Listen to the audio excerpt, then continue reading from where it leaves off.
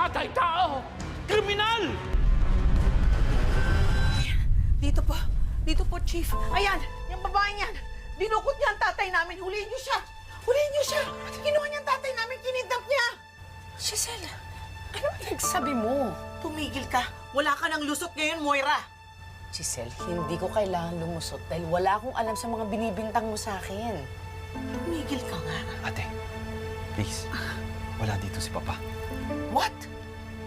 This is a legitimate silk screen printing warehouse. Wala dito si Papa. Hindi. Hindi ako naniniwala. Hoy, babae ka. Ilabas mo ang tatay namin. Saan mo siya nilagay? Anong ginawa mo sa kanya? Giselle naman, bakit ba ako na lang ang lagi yung nakikita? Kinuha niyo na nga sa akin ang Apex. Pati ba naman dignidad ko kukunin niyo?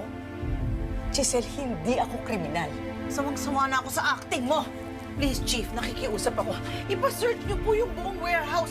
Hanapin niyo yung tatay ko. Nakakasiguro po ako na nandito siya. Baka tinago niya lang sa kung anong kahon, cabinet o kung saan. Sa ilalim ng lamesa, please hanapin niyo yung tatay ko. Hanapin niyo sa taas. Kayo, dun sa likod.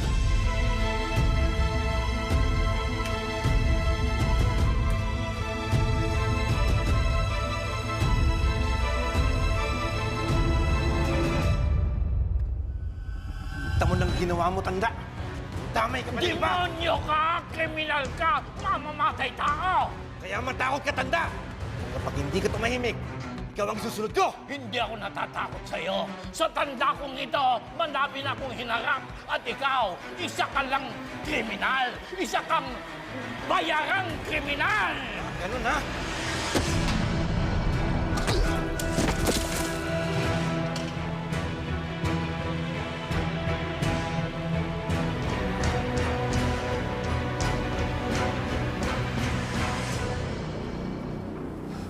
Ano? Sir, negative po. Yan. Sir, negative, sir. Hindi! Imposible! Sigurado ako nandito yung papa namin dahil dinukot ng babaeng to. Nasaan ang tatay namin? Ilabas mo siya! Anong ginawa mo sa kanya, ha? Giselle, kahit itaktak mo ko, wala kang makukuha sa akin. Dahil wala naman ako alam sa mga binibintang mo sa akin eh. Ma'am, wala po kami itinatagong tao rito. At kung meron man napadpad dito, i-report po namin agad sa pulis. Teka mo na. Sino ka ba? Kasabot mo tong babaeng to, no? Binayaran ka ng babaeng to, no? Pati kayo! Binayaran kayo ng babaeng to, no? Ma'am, magdahan-dahan naman kayo sa sinasabi nyo. Hindi kami ganyan magtrabaho. Sir, pasensya na po. Ma'am, pasensya na. Ate, please, let's go. Maniniwala ka pa ba sa babaeng to? Ilang beses niya na tayong niloko. Ilang beses na siyang nagsinungaling. Napahamak ka na nga ilang beses! Ngayon mo tayo bibigay sa kanya? Robert, Giselle, baka mas maganda kung mas marami tayong maghahanap kay Dad. Pwede naman akong tumulong sa inyo eh. Ang kapal ng mukha mong ipagsiksikan pa rin ang pagmumukha mo sa pamilya namin! No! Giselle, I understand. Pasensya na kung bakit ako na-adjit kanina.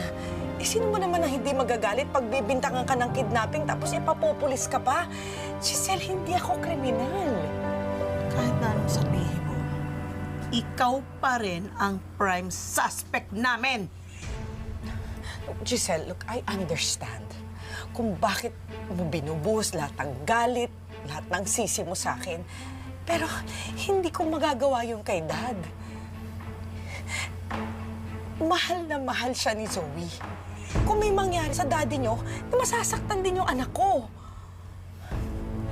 Robert, Giselle, please. Sorry na. Hindi pa pwede mag-ceasefire na muna tayo. Ha? Magalit na lang kayo sa akin kapag nahanap na natin ang dad mo. Please, let's work together as a family, please. Sinabi ko na sa'yo, don't even try to be part of this family again! Tumigil ka. Kahit na anong gawin mo, hindi ako naniniwala sa acting mo! Ate, please, let's go. Pasensya na kayo.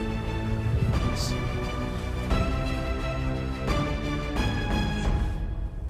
Mga sir, pasensya na po kayo sa abala, ha? Sige na, ituloy niyo na po yung order ko.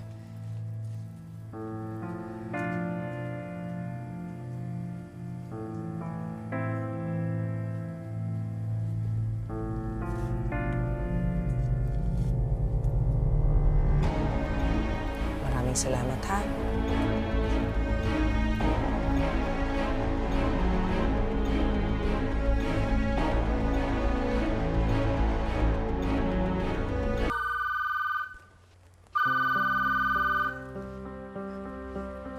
Hello, Nerissa. Moira, anong nangyari? Nalusutan mo ba si RJ at si Giselle? It worked like a dream. And thanks to you. Mabuti na lang talaga at hindi ka dumiretso sa kung saan mo man tinatago si Pepe.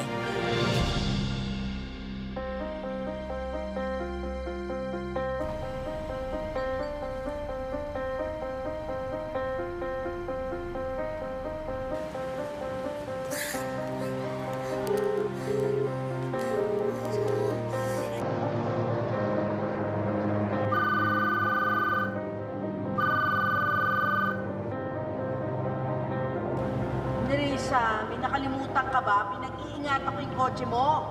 Moira, mag-ingat ka. Sinusundan ka ni RJ at ni Giselle. What? Hindi na pwedeng malaman kung sakutin na rin si Tanda. What are you going to do? Kotse ko pa naman ang dala-dala mo. Moira, ayokong madamay dyan, ha? May naisip ako. Sige, I have to go.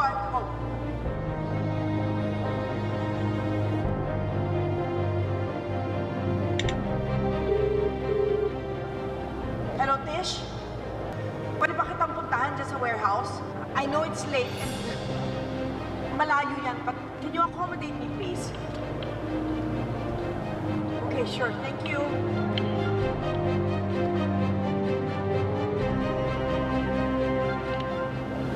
Hindi niyo ako mahuhuli.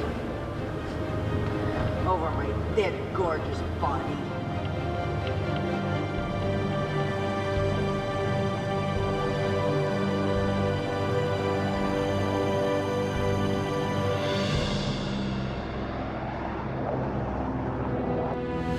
Napahiya lang ng malalayang si Robert at si Giselle.